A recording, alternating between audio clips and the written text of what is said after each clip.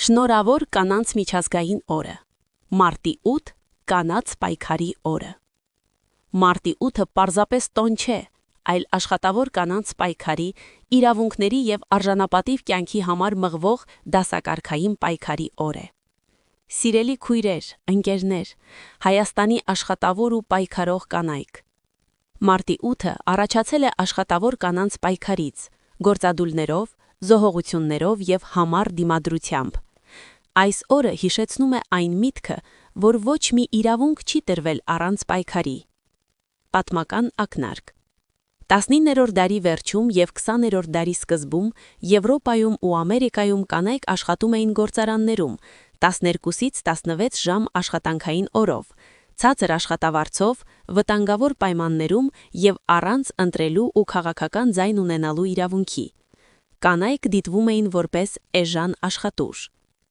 1908 թվականին Նյու Յորքում մոտ 15,000 կին աշխատողներ դուրս եկան փողոց, պահանջելով կրճատել աշխատանքային օրվա ժամերը, արդար աշխատավարձ, ընտրելու իրավունք և մարդկային պայմաններ։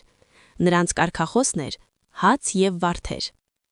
1910 թվականին Կլարա Ցետկինը առաջարկեց նշել կանանց միջազգային օր, որպես համաշխարհային պայքարի օր։ 1911 թվականին այն առաջին անգամ նշվեց մի շարք եվրոպական երկրներում։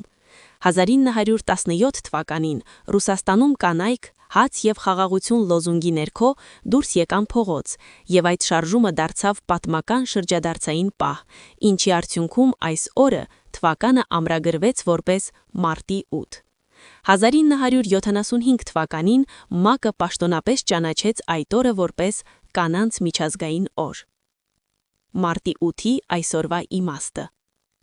Այս օրը հիշեցնում է կանանց անցած դժվար ճանապարհը, հավասարության համար շարունակվող պայքարը և կանանց ներդրումը հասարակության բոլոր ոլորտներում։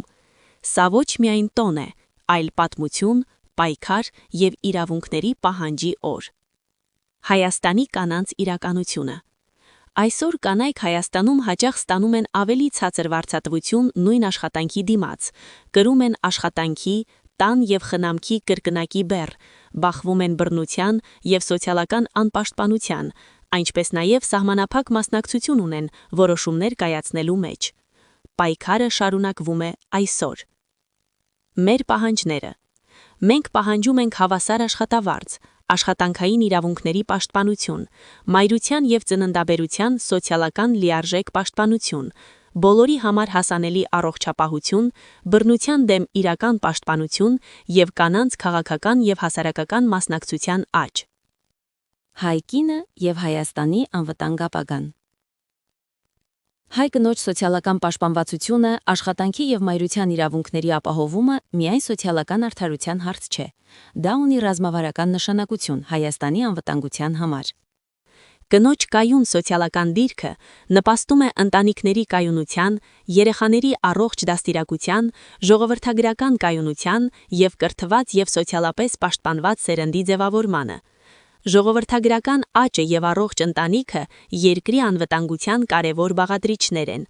Կնոջ արժանապատիվ կյանքը պետության կայունության հիմքն է։ Կանանց իրավունքները սոցիալական արդարության պայքարի անբաժան մաս են։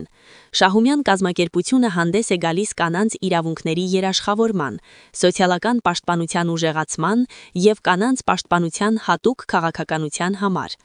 Կազմակերպության ներքո ստեղծվող կանանց բաժինը կդառնա հայ կանանց իրավական, սոցիալական և քաղաքական պաշտպանության հարթակ։ Կոչ. Կանայք, միացեք միասնական պայքարին, միացեք Շահումյան կազմակերպությանը պաշտպանելու ձեր իրավունքների համար։